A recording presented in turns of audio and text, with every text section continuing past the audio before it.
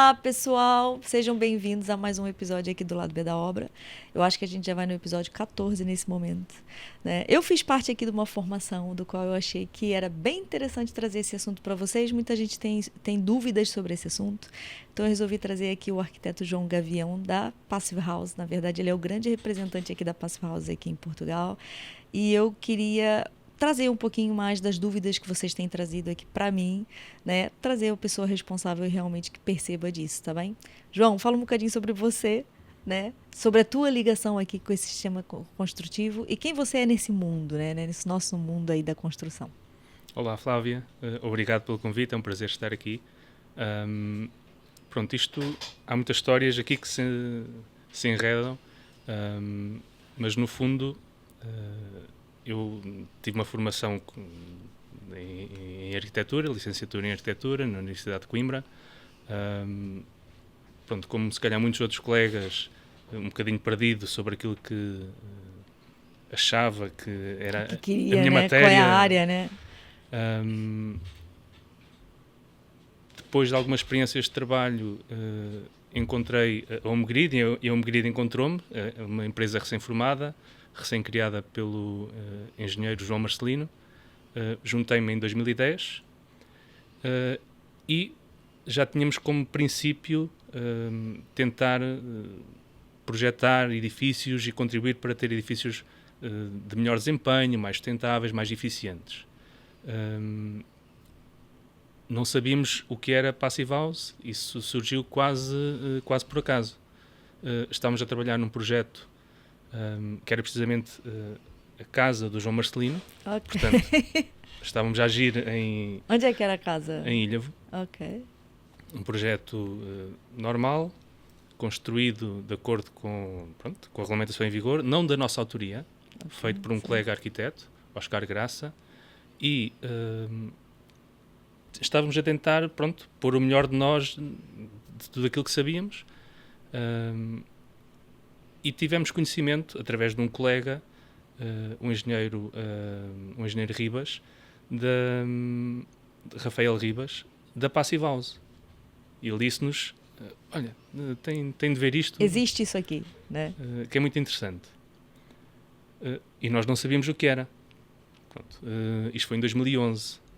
Já tínhamos projeto e execução todo feito, a obra a entrar Sim, em início. Os tempos todos, tudo decidido. Limpeza do terreno, estaleiro da obra montado, começar a abrir as fundações. Quando fomos conhecer de facto a Passive House, fomos participar na Conferência Internacional de 2011, que decorreu em Innsbruck, na Áustria. Tivemos logo uma formação muito intensiva também. Então vocês se interessaram mesmo, né? Para de repente, assim, olha, eu vou fazer uma viagem, vou à Áustria, vou conhecer um pouquinho mais. Foi mesmo assim porque de facto percebemos que havia ali algo diferenciador. Exato. Ainda não sabíamos bem o que era, mas havia algo diferenciador porque, no fundo, os requisitos estavam muito bem definidos e era tudo muito claro. Sim. Okay? E estávamos à espera de obter ferramentas para de facto conseguir implementar esse nível de desempenho nos nossos projetos. Verificámos então que era possível, discutimos com o Passive House Institute como é que podíamos fazer isto, porque lá está. Trazer para Portugal essa... O trazer para Portugal nem era o principal objetivo. O principal objetivo era tentar implementar o máximo de princípios naquele projeto específico. Ok. Só que nessa relação com o Passive House Institute, basicamente, foi definida uma estratégia de 3 passos. Construir o primeiro edifício certificado em Portugal. Era esse logo o objetivo. Criar depois uma monitorização, fazer uma monitorização do desempenho desse edifício, uma vez que era a primeira implementação em Portugal. Para garantir que aquilo fosse Sim. exato daquilo que vocês quiseram realmente implementar. Pronto, e porque há sempre esta lógica de aprendizagem constante, mesmo do Passive House Institute, na altura já tinha 20 e tal anos de experiência, mas era a primeira experiência prática num clima diferente, realidade construtiva diferente, e então a monitorização era um dos passos fundamentais. E depois o terceiro e último passo foi basicamente, fomos obrigados a criar então uma entidade em Portugal para representar o setor Passive House. Pronto, e estes passos foram todos concluídos em 2012. Certo. Obra concluída e certificada, monitorizada e a criação então da entidade da Passive House Portugal para, no fundo, representar o setor. Pronto, foi um processo de aprendizagem, obviamente, muito intenso. É isso que eu vou perguntar a seguir, né? Porque, antes de mais, assim, muito se fala em Passive House, mas pouco se sabe o que é uma casa construída com esses requisitos. Consegue explicar um pouquinho para o pessoal, assim, para quem é muito leigo, o que é uma casa construída com o sistema Passive House? Não é sistema, né? Com a metodologia. Sim. No fundo, a Passive House é um padrão Exato. de desempenho. Não obriga a nenhum tipo de solução construtiva específica. Exatamente. Não é uma linguagem arquitetónica, não é um estilo de arquitetura, portanto,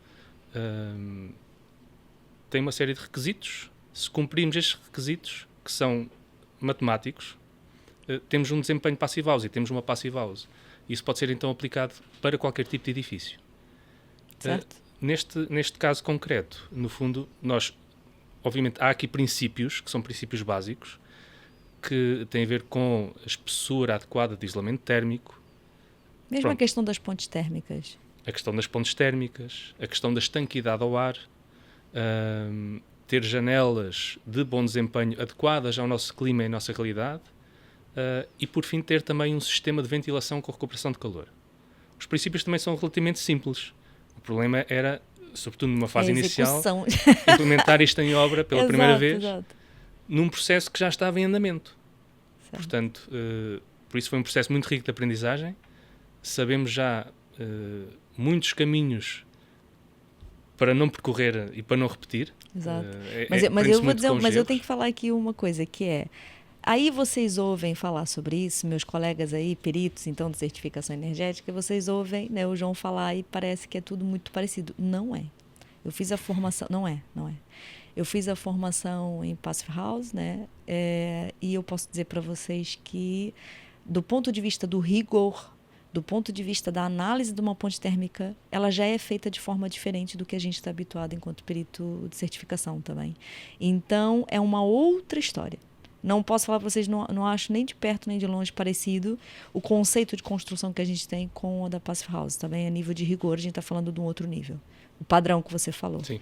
Também, desculpa, João, só para fazer aqui um paralelo, porque eu acho que é importante. Tem a ver exatamente com essa palavra, com o rigor. Por isso é que é um processo mais exaustivo na parte de projeto, detalhamento, detalhe, preparação da obra. Totalmente. E há aqui aspectos que são totalmente... toda a gente já sabe mais ou menos o que é uma ponte térmica, como é que as podemos evitar, o isolamento térmico, aquilo que o nosso regulamento hoje já obriga, já está muito próximo daquilo que é adequado para uma Passive House no nosso clima, para as diferentes zonas climáticas, portanto, aí já não há grande coisa. E mesmo em termos de janelas, hoje em dia aquilo que está no mercado... já são janelas com uma qualidade, sim. Já não há... Ou seja, não há aqui nada que seja muito estranho. Se bem que nas janelas, depois podemos ver aqui discutir algumas partes, tem a ver sobretudo com a forma como a janela é instalada. Ok? Certo. O que era, e ainda é um bocadinho mais desafiante, tem a ver com a estanquidade ao ar. Porque quando a gente fala em Passive House, eu estou falando de uma construção que se pressupõe que ela seja totalmente estanque. Certo? Que ela seja muito estanque. Muito estanque. Totalmente estanque, isso não existe. Não, mas muito mais. O objetivo é conseguir o máximo de estanquidade ao ar possível. Exato. Que é um princípio básico, que é evitar, basicamente, termos uma casa rota. Ok?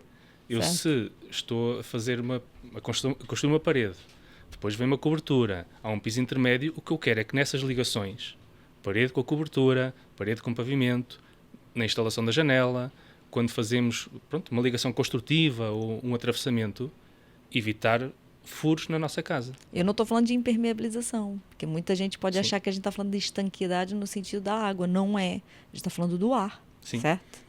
No fundo, é garantir que não há trocas de ar interior e exterior através dessas juntas, dessas fissuras que normalmente acontecem.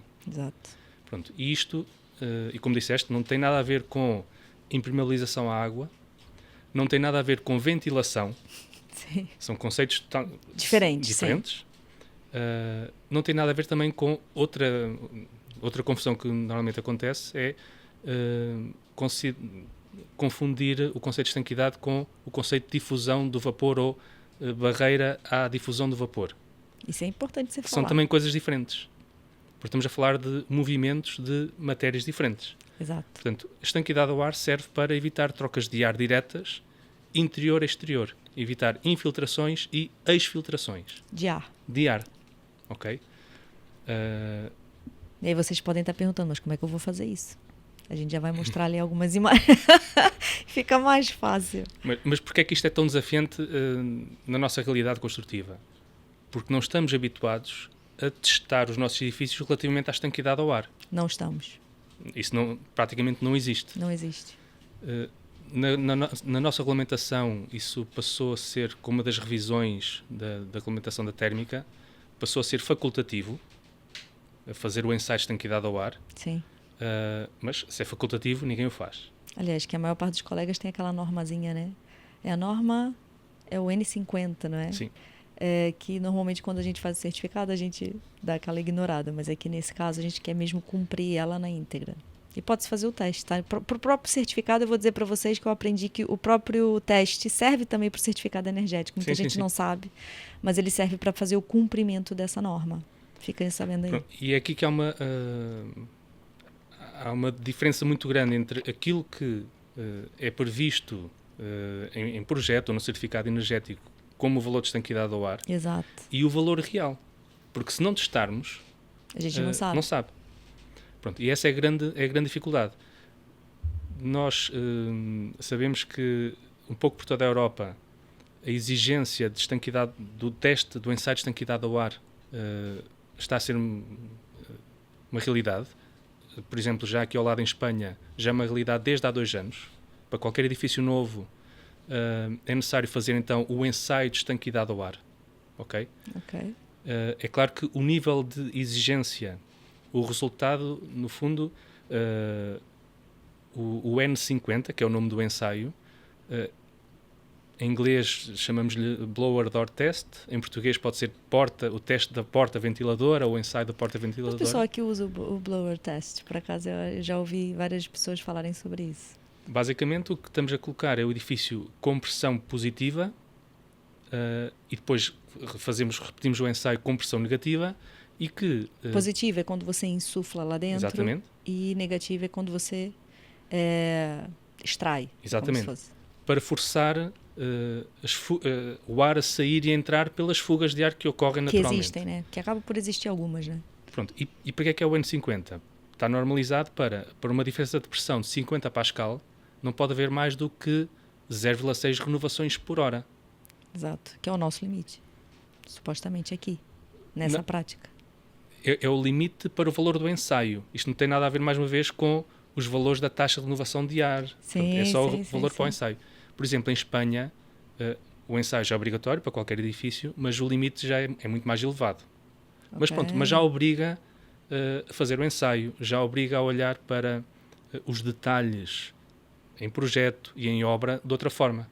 É porque seria uma forma da gente saber de fato se aquilo que a gente projetou correu bem a nível de detalhe construtivo na nossa obra, né? Sim, no fundo... Como a gente não faz... É uma garantia de qualidade daquilo que foi projetado. Do objeto que está ali a ser construído. Sim. Pronto, e isto, de facto, no início, sobretudo, era uma grande dor de cabeça e tínhamos de... porque lá está, também o mercado não estava preparado para ter essas soluções disponíveis. Hoje em dia, isso já está claramente ultrapassado. Okay. Portanto, quer sejam... Mas a gente pode falar que esse é o final test, não é não? Sim. De uma casa passive house. E a única é aqueles nervos que vocês ficam assim um dia, dia antes. Nunca passa. Né? Aquele nervoso, porque, gente, vocês têm que compreender. A construção é toda feita para já a nível de projeto, eu vou falar que é um nível, assim, é um nível de pormenorização ao rigor brutalíssimo. Né? E quando a gente fala aqui em passive house, eu tenho que dizer, colegas que fazem projetos e que recebem de um cliente a intenção do cliente construir em passive house, não dá para vocês fazerem o projeto se vocês não conhecem o conceito, se vocês não fizeram a formação, se vocês não são designer passive house. certo? É esse o nome, né? Design... Passive House Designer. Passive House Designer. Eu baralho sempre a ordem das coisas. Mas convém que vocês tragam para a mesa aqui do projeto de vocês esse colega, tá bem? Porque ele é o conhecedor dessa prática. Até porque esse colega ele vai fazer parte do processo de projeto e do processo de construção. Não é não? Você não tem que ter um consultor também da parte de Passive House para fazer o acompanhamento da obra, para que a gente tenha a garantia de que realmente está sendo construído daquela forma? Que mesmo a nível de fiscalização, o fiscal comum e o fiscal que trabalha em Passive House tem uma visão diferente, porque a construção é diferente. Sim, mas só voltando aqui e reforçar aquilo que disseste, é que de facto todo o cálculo é feito através de uma ferramenta própria. Exato. O PHPP, Passive House Planning Package, em que sabemos logo a partir do desempenho do edifício, a partir de todas as soluções que estão definidas, mas o ensaio de estanqueidade ao ar é o único ensaio que é obrigatório fazer só o edifício. Podemos estar a cumprir com todos os requisitos. Okay. Chega só ao dia do ensaio e aquilo não passa. Não passa porque há fugas de ar que excedem o limite. Chegado a esse ponto, que já nos aconteceu, há situações que são irreversíveis. Por isso é os nervos, né? Por isso há sempre um nervoso miudinho. Agora, é claro que tendo as coisas bem pensadas em projeto, fazendo o acompanhamento da obra e vendo as coisas já ser bem aplicadas em obra, dá-nos mais garantia e dá-nos mais segurança, mas há sempre esse nervoso miudinho. Mas hoje em dia é um processo que já está mais facilitado. Porquê? Porque já temos empresas que prestam esses serviços, portanto é no fundo mais uma subempreitada na obra. Sim. Há já empresas e marcas que já têm as soluções todas, quer estejamos a falar de soluções construtivas mais pesadas, para fazer ligações entre a parede e os pavimentos, quer seja soluções construtivas mais leves,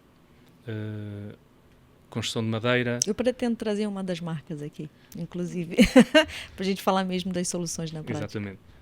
Ou LSF, em que aí a estanqueidade já tem de ser assegurada mais à base de telas ou de membranas. Portanto, ou seja, a Passive House não tem mesmo nada a ver com o tipo de construção. A gente pode construir de vários tipos possíveis. Posso fazer uma casa em betão, posso fazer em light steel frame, eu posso fazer em CLT também. Eu posso fazer em qualquer tipo de construção, né? Só que eu tenho que ter em atenção aqueles parâmetros, os requisitos.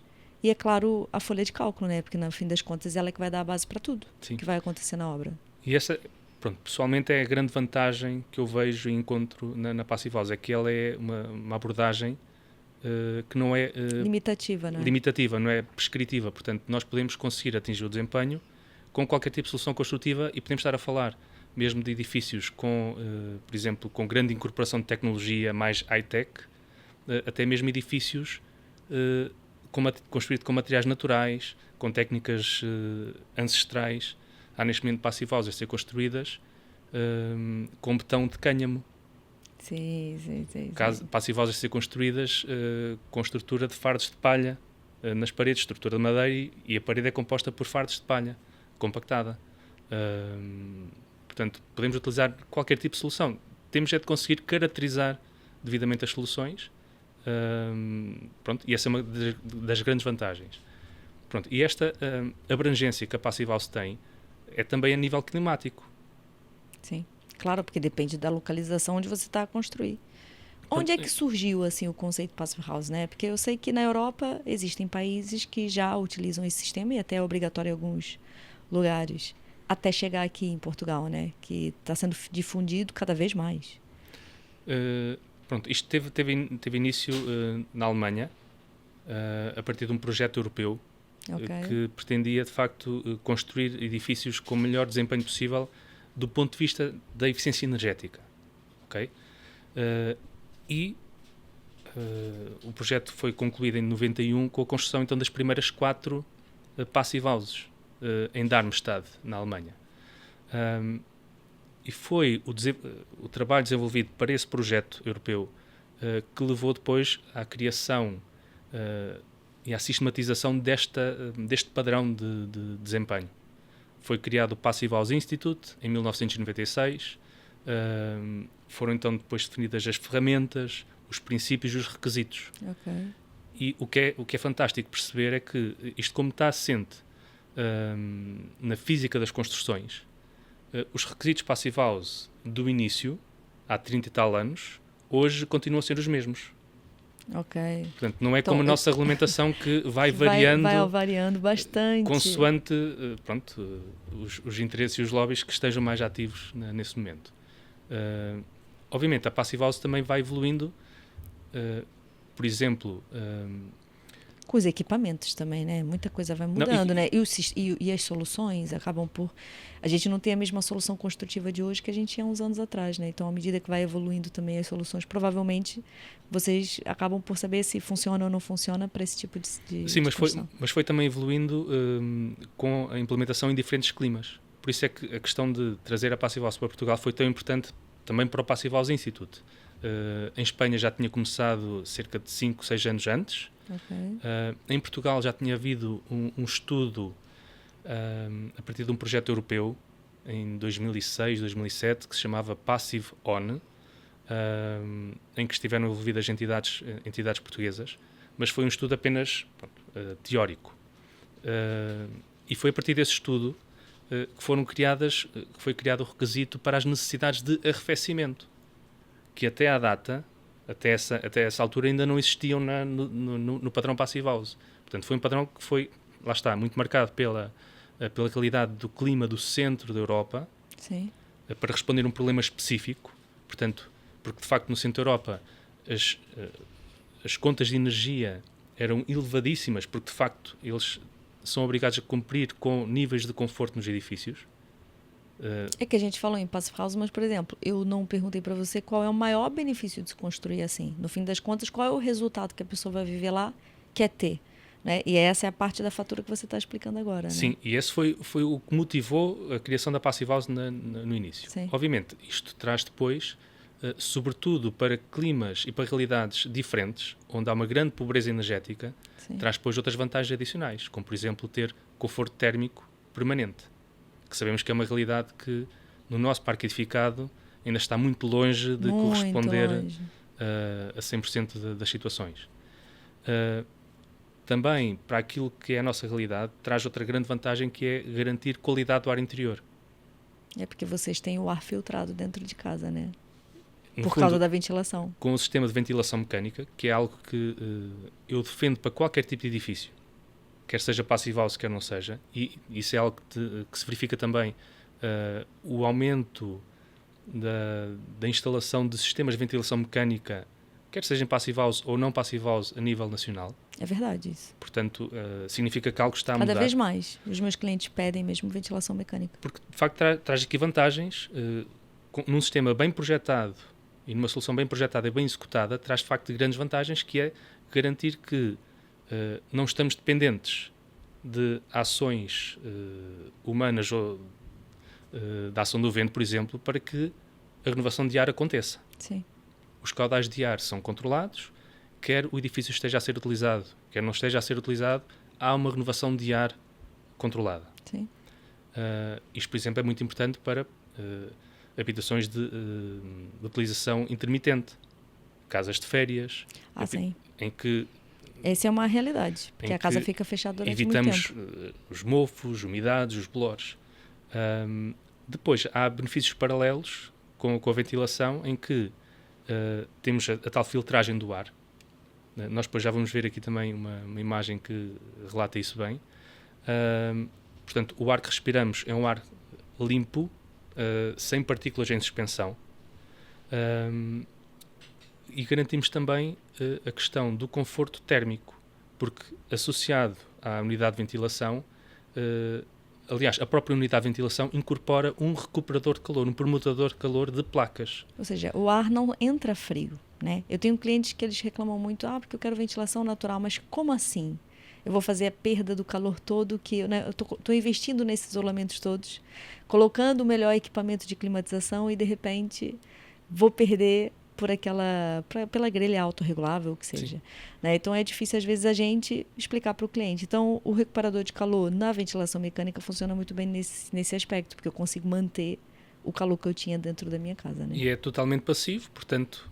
O ar entra, o ar sai, mas o ar que entra, ele entra climatizado, não é bem essa palavra. Há uma recuperação de energia que está no ar interior, que pode ir até 90%, 95%, isso vai depender agora da eficiência do sistema, mas é totalmente passivo.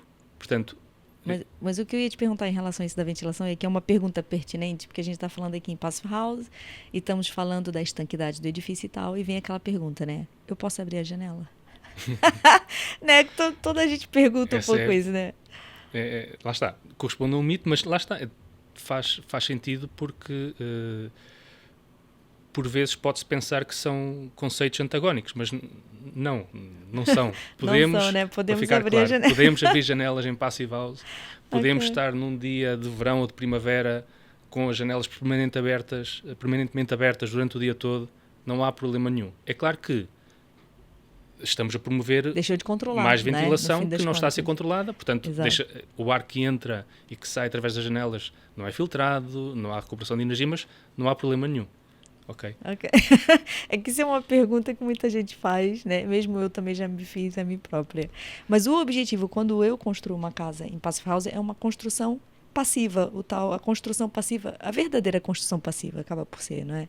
Em que o nosso objetivo, no final das contas, é conseguir manter a nossa casa a uma certa temperatura ideal, sem tanto gasto energético, né? Esse é o objetivo principal da Passive House, certo? Sim. E essa, lá está, é a parte passiva do nome Passive House, que é de facto procurar ter as condições mínimas, as condições de conforto que são normalizadas. Se almeja, né? Que tanto se almeja ter e que dificilmente a gente tem. E que na Passive House são claras, é ter temperatura mínima no inverno de 20 graus, temperatura máxima de verão de 25, pronto, e é dentro deste intervalo que nós fazemos o cálculo. Certo. É claro que depois, durante a utilização do edifício, eu, se for um bocadinho mais tolerante, posso não ter a casa a 20, posso até ter a 19. O que nós notamos é precisamente o contrário. Como é tão fácil ter 20 graus de temperatura interior, as pessoas depois, habituadas ao conforto, e o ser humano, e na natureza é sempre assim, queremos sempre mais. Exatamente. Como é tão fácil ter esse conforto, depois as pessoas já têm, no fundo, um limite de temperatura mínima de 21, de 22, isso passa-se no nosso escritório também, isso depois também depende de pessoa para pessoa, do seu metabolismo, a diferença entre homem e mulher isso é real, portanto isso existe. Certo. Porque não significa que o fato da casa ser em Passive House você não vai ter um sistema de climatização. Tem. Há sempre... Não é? É suposto ter. Há sempre um sistema para fornecer o calor adicional. Portanto, e em termos de requisitos, sabemos que para ter uma Passive House temos necessidades de aquecimento e de arrefecimento que estão limitadas, cada uma delas, a 15 kWh por metro quadrado do ano. Portanto, pressupõe-se que tem de haver algum equipamento ou algum sistema de fornecimento de calor para uma Passive House. Okay? Agora, estamos a reduzir drasticamente a sua utilização. A energia consumida, portanto, podemos ter sistemas com menor potência instalada, pode levar a soluções mais baratas do que um edifício convencional. E só para termos uma ideia, um dos requisitos alternativos de aquecimento, para além das necessidades anuais de aquecimento, que está nos 15 kWh por metro quadrado do ano, é a carga de aquecimento. É um requisito alternativo. Temos que cumprir um dos dois, que está situado então nos 10 watts por metro quadrado. Okay. Ou seja, que é no pico do inverno, para ter 20 graus de temperatura interior, eu só necessito de introduzir ou ter uma potência térmica de 10 watts por metro quadrado. Pronto, traduzindo isto para um caso prático, se tiver uma casa de 150 metros quadrados, no pico do inverno, portanto, no dia mais frio, na situação mais fria do inverno, naquele instante, sim, só necessitamos de ter, fazendo as contas, 10 vezes 150, 1500 watts de potência térmica. Ok. Portanto, qualquer radiador de 2 kW é suficiente. É porque mesmo a nível de climatização eu posso utilizar o que eu quiser. Eu posso Exatamente. utilizar um recuperador de calor, por exemplo? Sim. Entende? Ou seja, não estou limitada a um tipo específico, certo, de climatização. temos é de fornecer aquela quantidade de calor. Sim, sim, sim. Como é que isso pode ser feito? Lá está, com qualquer sistema de climatização, ar-condicionado, ventiloconvectores, pavimento radiante. Pronto, obviamente há soluções que se calhar são mais... Mas são mais rentáveis que outras, não é? Sim, em que o custo-benefício é maior. É maior, sim. Há outras que proporcionam se calhar melhor conforto térmico, uma percepção de conforto diferente, mas a abordagem é totalmente livre em relação a isso. Há também sistemas de ventilação que já incorporam bombas de calor, em que, para além do ar estar a ser renovado, ele já é pós-aquecido ou pós-arrefecido. Portanto, é uma unidade compacta de ventilação que já incorpora uma bomba de calor. Ou seja, já mantenho a minha temperatura com outro sistema que não é propriamente uma climatização. Sim, portanto, há uma grande margem de opções e de escolha, mas, de facto, a alteração e a mudança está aqui na redução drástica das necessidades. Sim.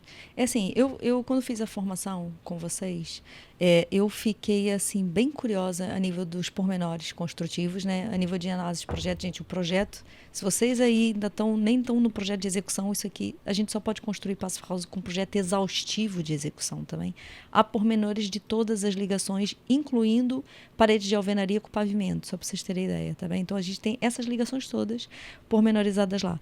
Mas uma coisa que eu fiquei com ideia é que a construção Passive House, de certa forma, ela limita um pouco o tipo de arquitetura. Em que sentido? Que sentido? Só para não ficar aqui falado no alto. É que eu vi claramente que existem edifícios de grande altura, né, com palas, com saídas e tal. Mas isso encarece demasiado depois a construção. Por quê? Porque o isolamento é suposto dar a voltinha em tudo, certo? Ou seja, quanto mais paredes eu tiver no mesmo piso, imagina aquelas construções que eu tenho 1000 recortes, mais gasto eu vou ter. Por quê? Porque mais pontos de infiltração de ar eu poderei ter nesse caso também. Para além disso, as pontes térmicas que acabam por ser muito maiores do que se eu tivesse uma casa só quadradinha, certo? Certíssimo. Olha, gente, boa aluna aqui do curso. E isso, falaste aí de alguns aspectos que lá está, que tem a ver com a simplicidade do projeto. Exato. Pronto, em que, infelizmente, vemos que muitos dos colegas arquitetos e projetistas não têm este princípio quando estão a fazer os projetos. Não tem. E isto é logo nas fases iniciais do projeto, ok? Pronto, isto toca vários aspectos, como a questão do fator de forma, que é para o mesmo volume interior, eu se tiver um fator de forma otimizado, eu vou ter menos área a fazer troca de calor com o exterior. Exato. Eu se tiver um edifício com uma forma muito recortada, cheio de reentrantes e saliências, vamos ter mais área de envolvente a fazer troca de calor com o exterior, tanto no verão como no inverno. Mais área de envolvente para o mesmo volume de ar interno. Sim. Portanto, mas aqui, lá está, é outra grande vantagem da Passive House, é que mesmo um edifício que não esteja otimizado para o desempenho, mesmo que seja um edifício, por exemplo, uma torre em vidro, mesmo que seja um edifício com um fator de forma muito desfavorável, mesmo que seja um edifício com muitos detalhes que vão obrigar a ter um cuidado extremo com as pontes térmicas, por exemplo, mesmo assim, esse edifício pode atingir o desempenho Passive House. Sim. Agora, não vai ser, se calhar, a melhor solução do ponto de vista do custo-benefício. Aquela obra Exatamente. não vai ser não é que não é execuível, é super execuível, mas a nível de custo vai ter mais custos, né? Porque vai ter que ter mais cuidados em alguns pontos que de repente... Isto toca coisas tão simples como, por exemplo, o rácio da área envidraçada em relação à área de pavimento. Ok? Em que nós sabemos que 1 metro quadrado de janelas pode custar, em relação a 1 metro quadrado de parede, 3, 4, 5 vezes mais. Mais, exato. Ok? Certo. E sabemos que, pelas janelas, a transferência de calor também é 3, 4 vezes superior do que a da zona opaca. Numa parede. Ok? Portanto, não há aqui segredo nenhum. Por isso é que a gente se vê aflitos quando vê casas só com vidros. Dá para a gente se jogar. Cada metro quadrado a mais de janelas em excesso, ou também por defeito. Portanto, por defeito significa que se tivermos área de janelas reduzidas, não temos ganhos de calor. Sim. Não conseguimos obter o aquecimento gratuito. Ok? Certo. Mas cada metro quadrado de área de janelas a mais ou a menos vai ter um impacto decisivo tanto no desempenho do edifício como no custo da obra. Pronto, por isso é que nós dizemos que com as coisas bem pensadas desde o raiz, início. Vocês conseguem fazer o controle de tudo no fim das contas? É possível construir a um preço convencional. Okay. E aqui estamos a falar, construir ao preço de uma casa. São escolhas, né? Eu lá na conferência fiquei bem com essa ideia. Porque, assim, eu vi pessoas com muito interesse em construir em Passive House, gente, mas são escolhas mesmo. Eles sabem exatamente o que é, sabem exatamente o que querem ter de volta, né, em retorno de construir uma casa em Passive House. Ou seja, eles sabem que vão ter uma casa mais eficiente, eles sabem que no longo prazo aquilo vai se pagar ela própria. Né? Vocês têm ideia mais ou menos de quantos anos assim para ter o retorno de um investimento de uma casa desse tipo? Mais ou menos, João, mais ou menos. Pronto. Nós fomos ensinados na Passive House a não fazer as contas tendo em conta o período de retorno. Ok? Porquê? Porque há aqui muitas variáveis diferentes. O fundamental é perceber que estamos a reduzir as rendas de energia e que vamos gerar poupanças. Sim. Ok? Essas poupanças, obviamente, podem ser capitalizadas e isso pode-se determinar qual é que é esse período de retorno, mas o objetivo não é esse. Até porque, ao analisar um edifício, vamos ter depois elementos construtivos com diferentes períodos de vida. Que numa análise de 20 ou 30 anos, quando estivermos a fazer uma análise económica, vamos ter soluções construtivas com diferentes valores residuais. Ok? Certo. Portanto, sabemos que uma parede é construída para durar 40 ou 50 anos, com aquele isolamento, uma cobertura a mesma coisa, a janela já é por um período de vida de 20 ou de 30, um sistema de climatização já tem um período menor. Exato. Mas aqui, e isso foi uma mensagem que o diretor do Passive House Institute, o Wolfgang Feist, nos deixou aqui já há uns 7 ou 8 anos, que era: vocês têm toda a possibilidade de construir ao mesmo preço. Okay. E a partir do momento em que se consegue construir uma Passive House a preços correntes, essa questão já nem se coloca. Sim. Porque sabemos que se logo no ano zero, não há acréscimo de custo de construção, tudo o que vier daí será sempre ganho. Portanto, nem sequer há período de retorno. O período de retorno é logo no ano zero. Portanto, não, sim, mas para conseguirmos isto, aí sim, tem de haver um projeto otimizado para o desempenho. E aí, se calhar, para conseguir esse objetivo, temos de ser um bocado radicais nas escolhas. Sim, concordo. Mas eu acho que, nesse momento, então, nesse momento onde a gente está agora, acho difícil a gente construir com o padrão Passive House uma casa comum, gente, porque não pode, né? O rigor é diferente, tenho que falar isso para vocês. O custo tem que ter algum peso aqui, entende? Há o peso do custo, é uma realidade, né? Eu lembro lá na conferência, teve eu não sei qual era a área da casa dela, mas ela abdicou de alguns X metros quadrados de casa, sim, da área útil da casa, para poder construir em Passive House, o que eu achei maravilhoso, porque, entende? O objetivo dela é, de fato, ter uma casa passiva, é uma casa que ela não precise de depender de uma fatura energética para estar confortável dentro de casa, porque, no fim das contas, é isso que a gente quer. Todos nós queremos isso, né? Sim, e esse é um exemplo, está gravado, há várias entrevistas da Cibele Santos, de uma casa em Leiria, em que, de facto, ela, perante uma realidade de preparar a obra, viu que não excedia o orçamento que estava previsto. Exato. Passou novamente por um processo de redesenho do projeto, em que procurou abdicar daquilo que não era essencial. Porque é uma questão de escolha. Sim, portanto... Por isso é que eu falo que o projeto tem que ser pensado mesmo desde o início. Porque o cliente quer fazer em Passive House. É muito difícil a gente pegar um projeto, gente, de início e, de repente, no meio do processo, o cliente quer fazer em Passive House. A gente vai ter que pensar novamente na arquitetura desde o início. Tudo tem que ser repensado, não é? Porque tudo vai ser feito... Se tiveres como objetivo esta otimização do desempenho e do custo-benefício. Porque Sim. Nós, como consultores Passive House na Homegrid, chegam-nos muitos projetos em situações em que já está licenciado ou que... Ai, gente, que pena. A arquitetura está licenciada, estão a preparar especialidades, Okay. ou que já está em fase de projeto de execução. Pronto, e daqui, essa é uma das vantagens da Passive House. É possível transformar aquele projeto numa Passive House. Agora, perdemos se calhar 90% da margem de manobra de otimização. Ok. Portanto, de redução de custos. Sim, Porque, sim. no fundo, o edifício já está orientado, já tem aquela área de janelas, não pode ser alterada. Portanto, podemos trabalhar no vidro, podemos trabalhar na solução de sombreamento, podemos reduzir, eliminar pontes térmicas, mas não vamos poder alterar aquilo que é essencial, que é a forma do edifício, a orientação, o projeto A verdade base. é que eu posso pedir consultoria a vocês e fazer a minha casa um pouquinho mais no conceito Passive House sem ter o certificado Passive House, certo? Eu posso chegar para vocês e falar assim, João, eu já tenho aqui o projeto, eu quero melhorar a eficiência energética pensando aqui nesse modelo, né? O que você pode me ajudar? Você pode melhorar aquele projeto. Claro que eu não posso naquela fase, porque eu quero aquele projeto de arquitetura, porque eu tenho X de valor, né, de orçamento para comprar, para construir a minha casa, mas eu posso querer melhorar algumas coisas, pensando aqui na construção em Passive House, né? Em que no final eu não vou ter o certificado, lógico, mas eu posso ter algum melhoramento.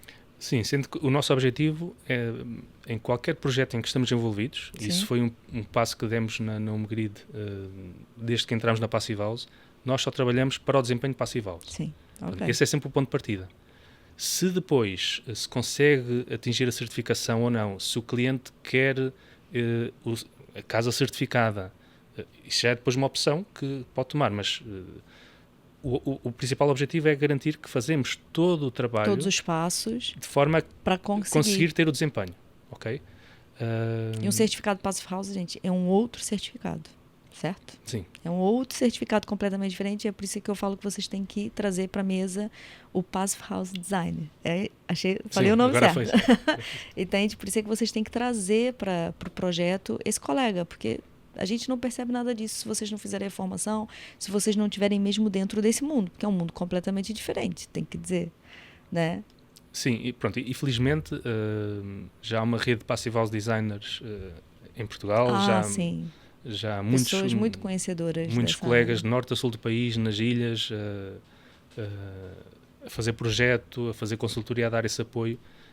Portanto, hoje em dia isso já é uma realidade. E isso foi um passo também muito importante que demos já em 2013, que foi iniciar as formações Passive House. Sim. Pronto, e já desde 2013 que já chegamos quase aos 900 formandos, portanto já há 900 técnicos. E aqui este é o número global, portanto envolve projetistas, arquitetos, engenheiros, mas também já pessoal de obra, instaladores. Para quem está pensando em construir, olha, se você for um construtor que perceba muito dessa área, você tem trabalho. Porque eu acho que falta muito. Que o construtor também perceba esse rigor e que cumpra esse rigor. Sim, e não é difícil. Não é difícil. Não é difícil. Ele é que não sabe. Exatamente. Né? Mas isso, pronto, há já também alguns construtores em Portugal com essa capacidade e que também já só fazem... Vocês têm informação disso também, não tem? Para o construtor. Sim. Vocês também têm, não têm? Sim. É uma formação mais prática, mais assente em casos práticos, problemas de obra que têm de ser resolvidos. Mas pronto, felizmente também essa rede já está a crescer. Mas é possível construir... Esse, lá está, é o outro lado. Portanto, é possível construir uma Passive House mesmo com equipas que não tenham essa experiência nem teórica nem prática. Não, eu acredito que sim. Mas aí tem que existir a tal pessoa que realmente percebe muito disso para ele poder comandar um pouco as equipes de obra, não é? E sobretudo, podem não ter a formação total, podem não perceber todos os agentes e todos os parâmetros que envolvem a Passive House, mas se um instalador da rede, de qualquer rede de eletricidade, ele tem de perceber pelo menos o seguinte, que qualquer atravessamento da nossa camada de estanqueidade ao ar tem depois de ser selado. É que a gente está falando de estanqueidade até a nível de instalações, sim, certo? É esse nível que a gente quer chegar, não é? Porque o ar, ele se perde até nas tubagens, né? Sim, e esse eu até poderia dizer o principal, ou um dos principais aspectos em obra que podem levar as coisas a correr mal. Exato. Que podemos até ter as janelas perfeitamente bem instaladas, a estanqueidade ao ar assegurada na envolvente o edifício toda, mas depois, na instalação das redes de eletricidade, telecomunicações, sempre que há um atravessamento da nossa camada de estanqueidade ao ar, há um potencial ponto de fuga. Okay? Mas isto, mais uma vez, também tem a ver com a otimização do projeto. Sim. Se nós, a estanqueidade ao ar, basicamente, tem de ocorrer na envolvente nas paredes exteriores. Portanto, tudo o que é paredes interiores não precisa estar assegurada a estanqueidade ao ar. Sim. Portanto, mesmo em projeto, isso pode ser otimizado. Ou seja, se nós conseguirmos ter... Se tudo for feito ao detalhe, né, já se pressupõe que aquilo vai ter que acontecer daquela forma. Não, e até outro aspecto que é, se nós conseguimos libertar das paredes exteriores tudo o que são redes de infraestruturas, não temos o problema logo resolvido à partida. Okay? Porque nenhum ponto de água, nenhum ponto de luz Sim. vai interromper a nossa camada de estanqueidade ao ar. Agora, isso já obriga a um nível de pensar a solução e de projetar logo desde a raiz, desde os esboços iniciais, desde os desenhos iniciais, com este objetivo. Ou seja, a Passive House não dá mesmo para fazer assim, na obra a gente resolve, né, João? Frase no na obra a gente resolve, esquece. Se bem que há sempre situações que se resolve? Que em projeto são pensadas de uma forma e em obra aquilo dá duas cambalhotas, mas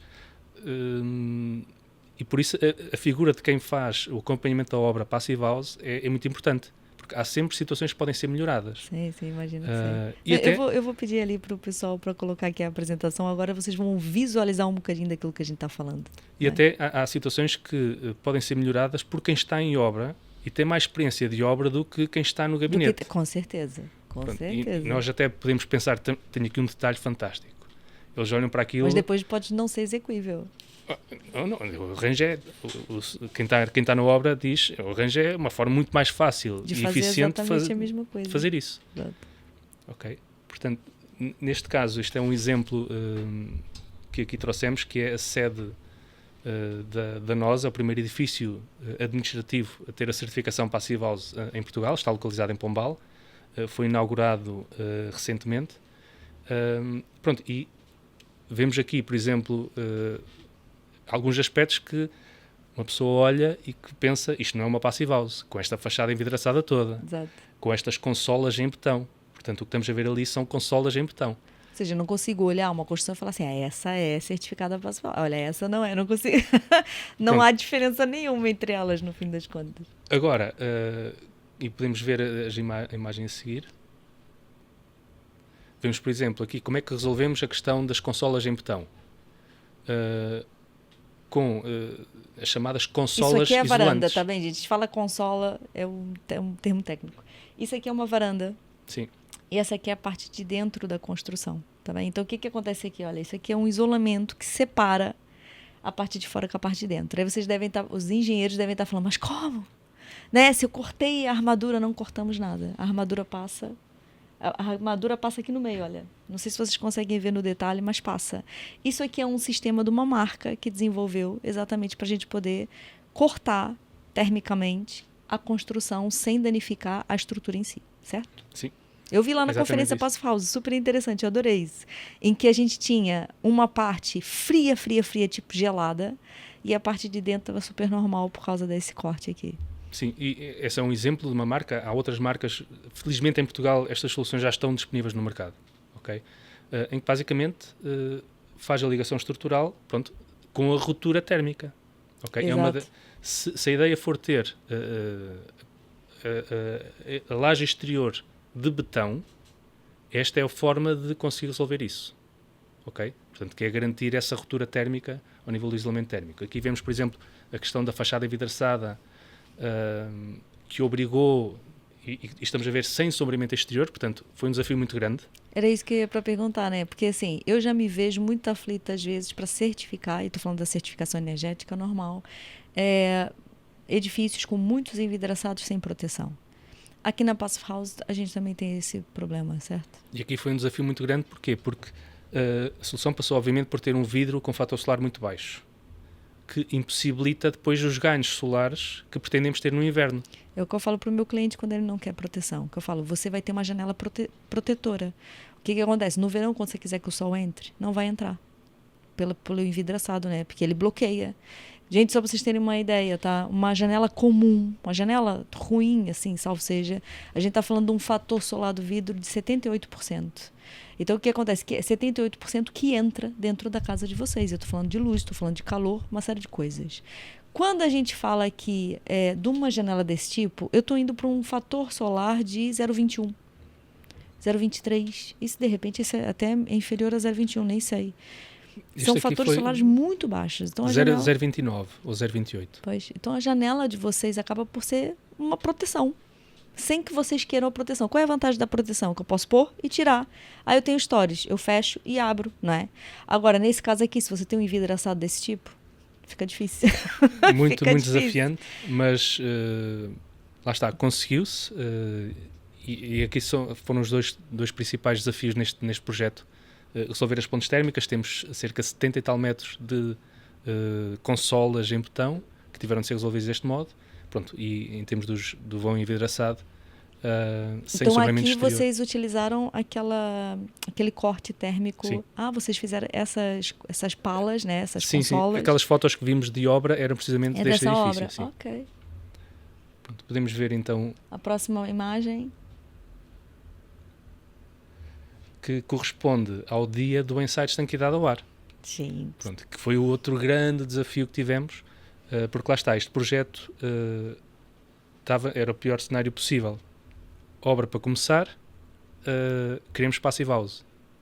Pronto, a Danosa é um dos parceiros da Passive House desde o início. Pronto, e viram aqui a oportunidade também de ter aqui... De promover também esse tipo de construção, né? Sim, e de demonstrar que de facto estão empenhados, a vestir a camisola Passive House claro. permanentemente. Olha o João Marcelino ali na foto. Pronto, e foi um desafio muito grande porque lá está, as soluções não estavam otimizadas. Isto foi um trabalho muito exaustivo em obra, de resolver, fazer detalhes em obra, de discutir com a empresa de fiscalização, com o dono de obra, com o construtor, com os subempreiteiros, porque isto não é apenas um problema que se resolve. Certo. É uma multiplicidade de situações que têm de ser acauteladas. Foi feito o primeiro ensaio, não passou. Aqui vemos as caras já estão satisfeitas. Isto já foi depois, no segundo ensaio, passado 2 ou 3 semanas. Okay. E nesse período foram feitas retificações à obra. Portanto, era uma condição que o dono da obra tinha e que pronto, teve de ser cumprida. E esses trabalhos foram feitos. Foi repetido o ensaio, feito pelo ITECONS e passou. Foi o passo final para conseguir atingir a certificação. Okay. Sabe que a primeira vez que eu ouvi falar do blower test, eu me lembrei do Breaking Bad. Quando eles colocavam... Não sei pra quem já viu a série, né? Quando eles colocam aquele saco plástico em toda a casa, juro que foi isso que me veio em mente a primeira vez. Mas não é nada disso também. Aqui não se está a fabricar metanfetaminas. Não, mas a ideia da insuflação, sim. né? De você impermeabilizar, estancar a casa toda, foi a primeira imagem que me veio à cabeça. Mas não tem nada a ver com isso também. É bom que isso fique que fique claro. Né? Lá na conferência de Passive House, gente, acontece todos os anos, certo, João? Vocês conseguem ter acesso a todo tipo de solução construtiva que vocês utilizam. É muito interessante a conferência. Eu fui ano passado, foi em Aveiro. Eu acho que é sempre em Aveiro, né? Sim, tem sido sempre 2 anos atrás foi a minha equipe que foi e eu não fui. Ano passado foi eu que fui e eu achei mega interessante por tudo aquilo que vocês acabam por falar de projetos que foram feitos assim, vários exemplos e as soluções que vocês têm lá apresentadas. E tá lá também o blower test, tá bem? Então vale a pena você bater uma bola lá com o pessoal. É uma excelente oportunidade para as pessoas verem um ensaio ser realizado num modelo à escala real, portanto... Sim.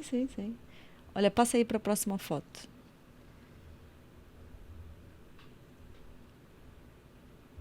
Pronto, aqui já vemos então a entrega da placa com o responsável, o Pedro Ribeiro, responsável da Danosa em Portugal, e o CEO, portanto o diretor da Danosa, da Casa-Mãe em Espanha, pronto, e o certificado que comprova que de facto cumpre com o desempenho de Passive House, neste caso com a classificação Passive House Plus.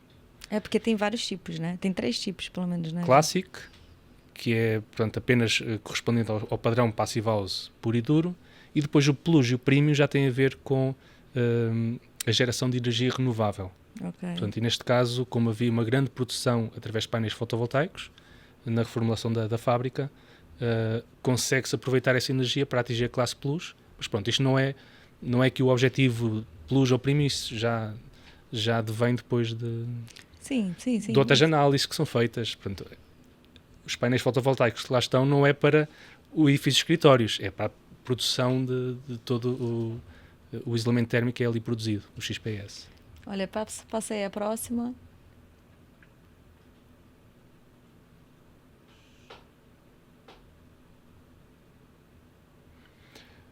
Pronto, esta é a primeira... E fica a plaquinha, né? Sim, fica sim. a plaquinha fora da construção, normalmente também, não fica? Ou dentro de casa, no hall de entrada, depende. Ok. Eu pensei que fosse algo que as pessoas quisessem mesmo expor, entende? E que deixasse a placa lá fora. Isso depois depende do dono de obra, porque se fica no exterior, facilmente depois também pode ser removida. Ok, verdade. Pronto, mas este é um exemplo, lá está, que demonstra também como a Passive House pode ser implementada na reabilitação. Um edifício reabilitado, também em Ilhavo, a primeira reabilitação com certificação Passive House, em que basicamente só foram mantidas as paredes exteriores, tudo o que é paredes interiores, piso intermédio, cobertura, foi feito novamente com estrutura de madeira. Portanto, procurar ter aqui uma estrutura mais leve, para não sobrecarregar aqui as paredes de adobe. Pronto, aqui, lá está, outro projeto, outros desafios. As janelas já estavam abertas, não podíamos mudar a dimensão das janelas, não podíamos mudar a orientação do edifício, mas pronto, conseguiu-se também atingir este nível de desempenho. Olha que ótimo. Passa aí para a próxima. Pronto, aqui um pormenor que é muitas vezes utilizado, esta solução em termos de Passive House, é que deixamos de ter necessidade de ter chaminés para fazer a exaustão dos fumos. Ok? Portanto, isto é aquilo que é normalmente executado em edifícios residenciais, com um filtro de carvão ativado, um exaustor com filtro de carvão ativado, portanto não tem chaminé, não há exaustão desses fumos, o ar é recirculado novamente para o compartimento e depois temos o sistema de extração do nosso sistema de ventilação. A gente já tem utilizado isso em projetos, mas você sabe que eu vou dizer uma coisa, tem câmaras municipais que não deixam a gente não ter chaminé? Você acredita nisso? É assim, ou seja, o sistema evoluiu e o regulamento não evoluiu juntamente, né? Então, eu já tive uma situação de uma moradia unifamiliar em que o cliente não queria ter chaminé, ele foi obrigado a fazer a chaminé mesmo não precisando dela. Entende? Isso foi um problema aqui. Isso também já nos aconteceu, mas temos conseguido resolver através da demonstração técnica e da responsabilização, portanto, com o termo de responsabilidade do autor do projeto. Sim, nesse caso aqui, em específico, a gente não conseguiu. Mas é uma chatice. Bom, o cliente fez na mesma esse sistema.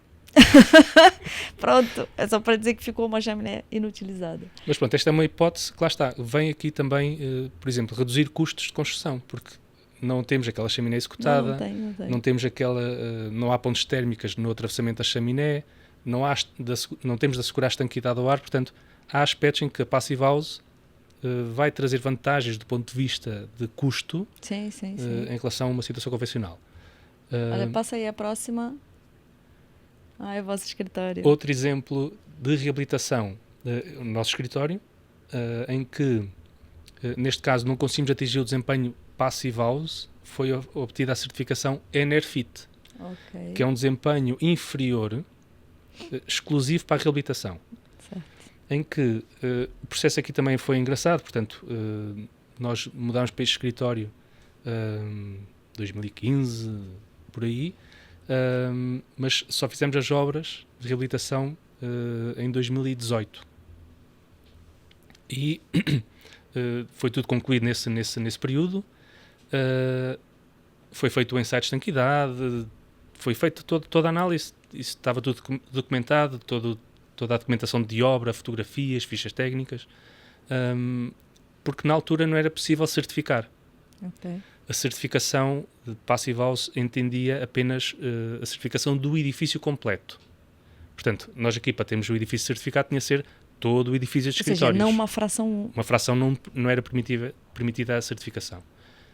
No ano passado, o Passive House criou um projeto piloto, que é a certificação de unidades isoladas, de frações isoladas. Ou seja, um apartamento, sim, né? Uma loja. Exatamente. Pronto, e nós já tínhamos esse processo todo documentado, mesmo passado 4 ou 5 anos, submetemos a certificação. E foi então a primeira fração certificada não residencial a nível então mundial. Esse é o certificado da fração. Sim. É isso? Sim. Ok. Que isso agora já é possível fazer, portanto, para uma loja, como disseste, para um escritório, para um apartamento reabilitado, poder ter esta certificação como unidade Enerfit. Não é o edifício todo, é apenas só uma fração. aquela fração. Uma pergunta que eu tinha para te fazer, João, os equipamentos que eu utilizo, as soluções que eu utilizo, elas têm que ter um certificado Passive House? Porque eu sei que já existem equipamentos que sim, têm. podemos ver a imagem a seguir. A imagem a seguir. Em que, por exemplo, temos aqui a unidade de ventilação. Ok. Neste caso, corresponde a um equipamento, a uma unidade certificada. Portanto, o Passive House Institute certifica componentes, desde componentes de envolvente opaca, transparente, sistemas de equipamentos, estanqueidade ao ar. Pronto, e este é um exemplo de um componente certificado, em que nós temos no nosso escritório um open space e temos o equipamento com todos os acessórios, tudo à vista. Isto tem aqui dois objetivos. Quem nos visita vê um sistema de ventilação em pleno funcionamento com todos os acessórios que são necessários. Ok? E depois tem outro aspecto que é demonstrar que não há a produção de ruído. Sim, porque isso é uma preocupação, exato. Pronto, e vemos então aqui tudo o que compõe e que isto é replicado para um edifício de habitação convencional, portanto... Mas esse sistema aqui, ou seja, esse equipamento, ele é certificado? Sim. Ele tem o certificado, mas poderia ser um equipamento que poderia não ter certificado. Podemos isso. ter, lá está, neste caso as janelas, não têm, para este caso concreto, não têm certificação Passive House. Ok. Portanto, não é obrigatório utilizar componentes certificados.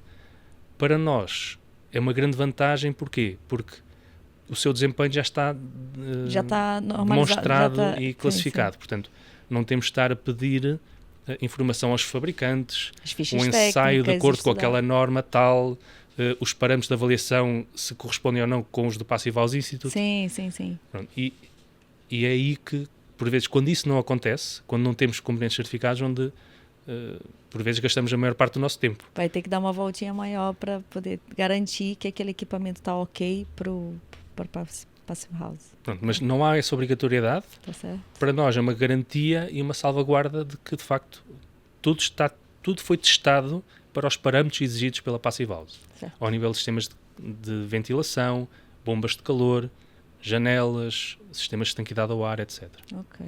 Passa aí para a próxima imagem. Pronto, aqui só o exemplo que já tínhamos falado de um recuperador, de um sistema de ventilação aberto. Com o recuperador. Com o recuperador de calor, em que basicamente, se tivermos uma eficiência de 90%, significa que estamos a recuperar 90% do calor que já está dentro do edifício quando fazemos a renovação de ar no inverno.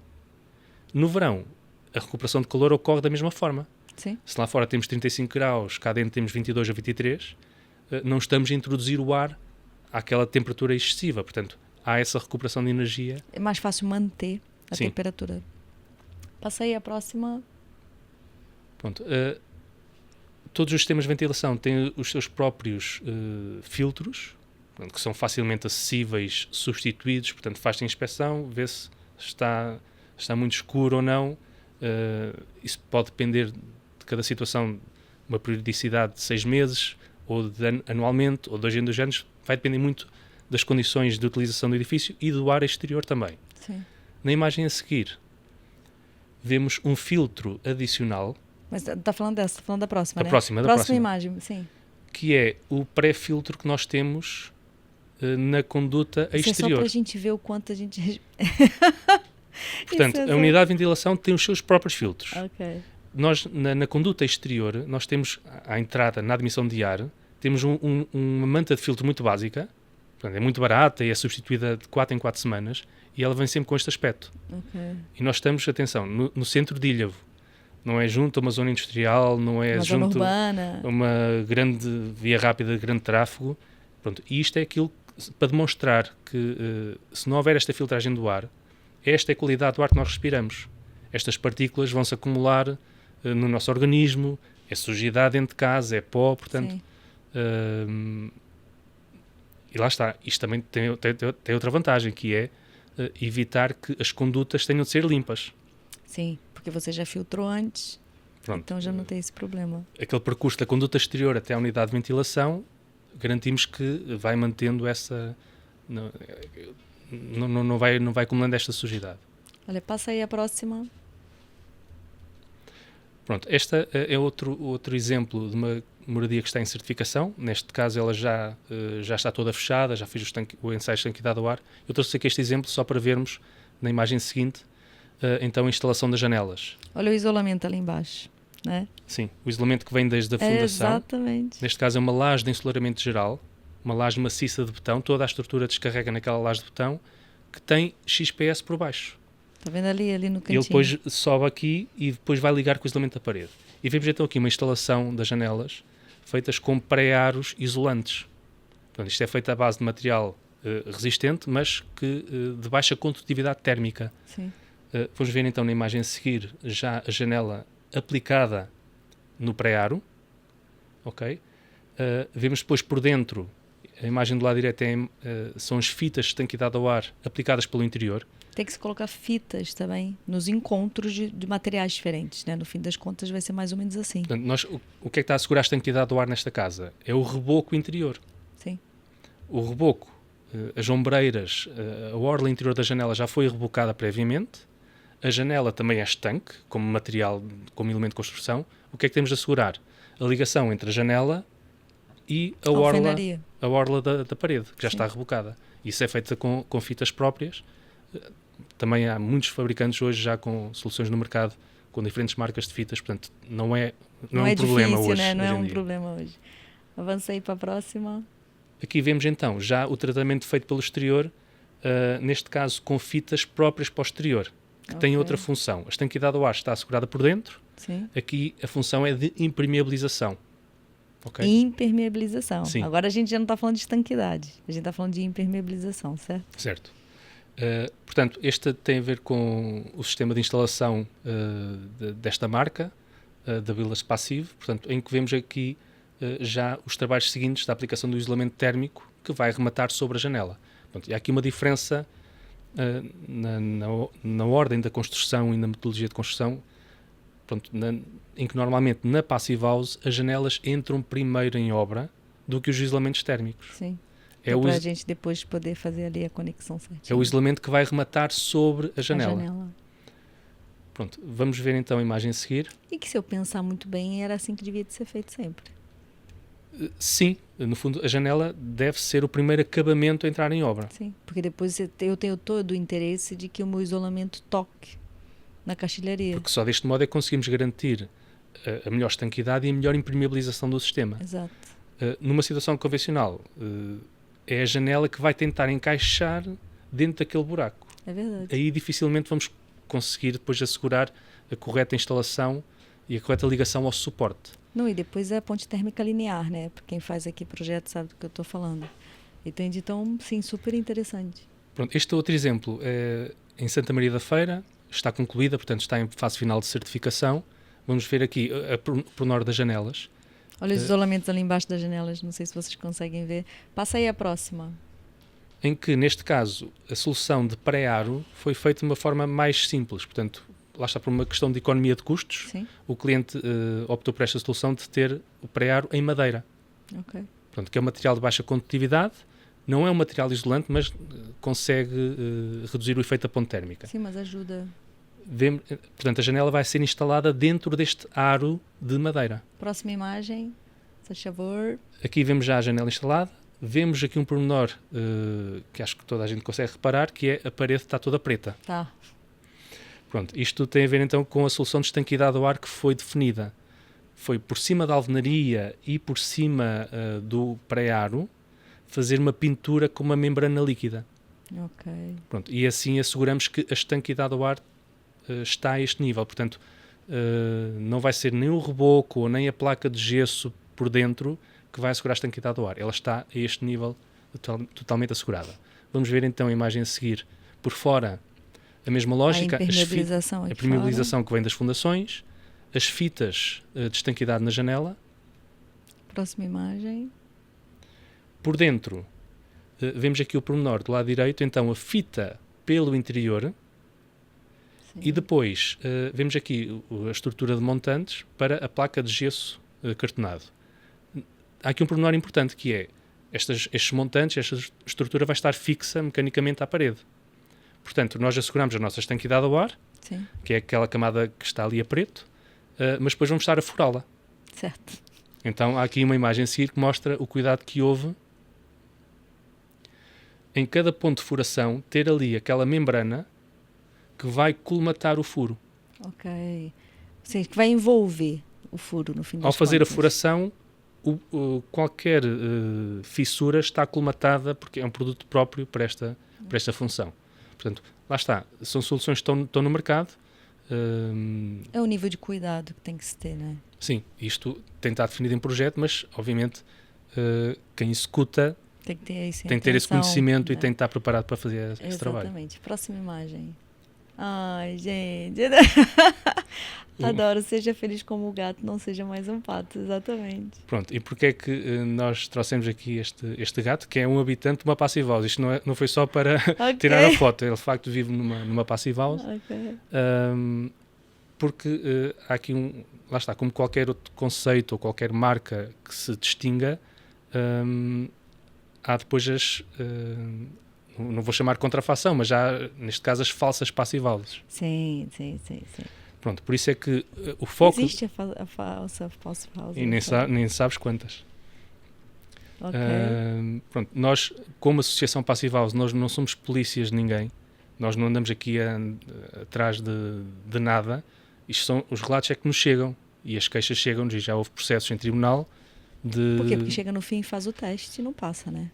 Não, de casas que foram vendidas como sendo Passive House e que não são nem certificadas, nem houve ensaios de estanquidade ao ar, nem houve um Passive House designer envolvido. Ou seja, fraude pura mesmo. Sim, com intenção de. Sim. Já vimos situações em que tipo passive house ou construção passiva, mas sempre a tentar assegurar uma ligação ao padrão passive house que não existe. Olha, esse aqui é uma construção tipo. Aí gente, o pessoal tem muita lata de escala. Mas aí não há margem. Agora, se dizem que isto está certificado, exato, que isto cumpre todos os requisitos, e isso depois não cumpre, portanto, e na imagem a seguir, vemos aqui o resultado de um trabalho que foi feito com a DECO Proteste, precisamente para elucidar o mercado desta realidade. Portanto, como é que nós podemos verificar se um edifício é passive house? Portanto, se for certificado, sim, o dono de obra, o promotor, mostra o certificado e está comprovado. Sim. Portanto, há uma placa certificadora, uma placa de identificação, há uma entidade que certificou e que se responsabiliza, portanto, isso cumpre todo o processo de qualidade. Se não for certificado, o cliente ou o potencial interessado tem de exigir a sua certificação.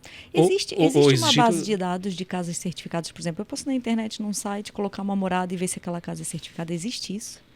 Sim.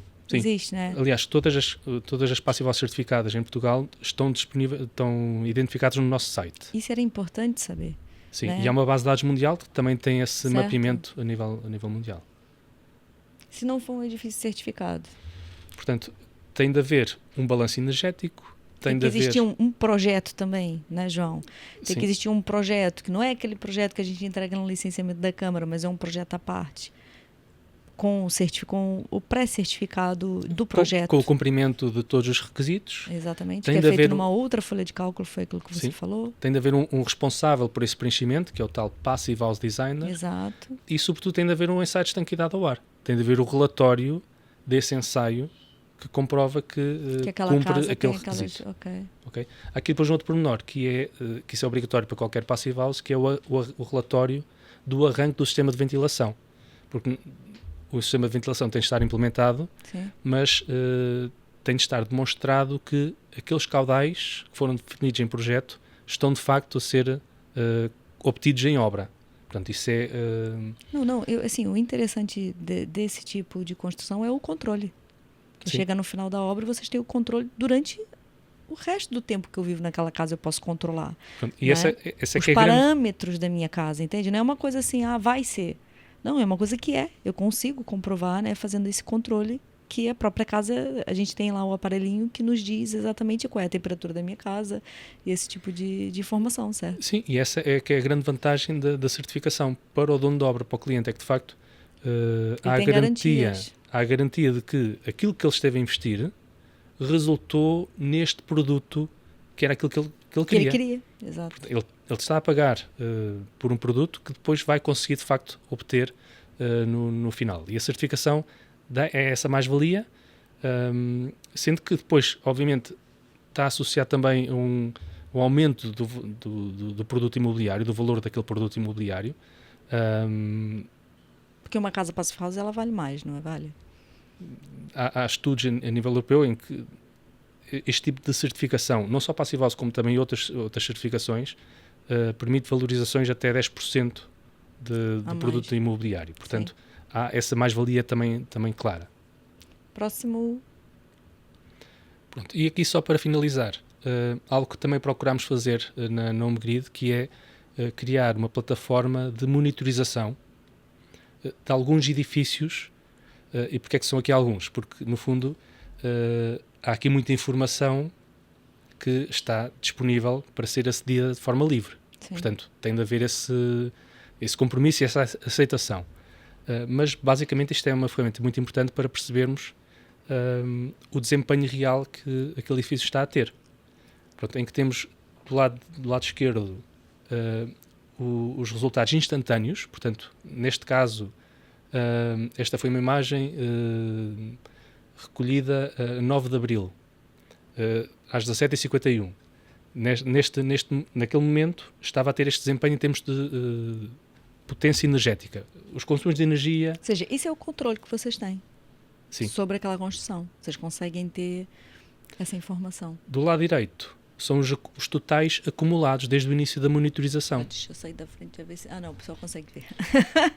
Portanto, conseguimos ver aqui, neste caso, por exemplo, esta corresponde à Casa da Palmeira, aquela reabilitação em Ilhavo. Sim. Vemos aqui, por exemplo, que... daqui da frente, espera aí, para vocês poderem ver aqui o verdinho e os números todos. Sim.